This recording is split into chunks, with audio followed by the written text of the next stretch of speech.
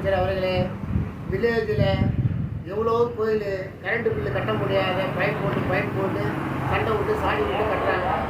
நான் இதை 200 யூனிட் ஃப்ரீன்னு சொல்கிறீங்க.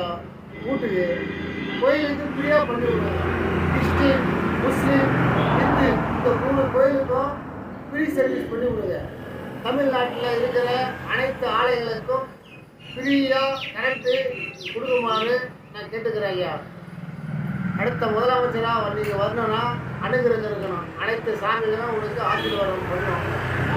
இந்த இந்து, கிறிஸ்டின், முஸ்லீம் வில்லேஜில் இருக்கிற கோயில்களுக்கெல்லாம் ஃப்ரீ சர்வீஸ் பண்ணி விடுங்க ஐயா.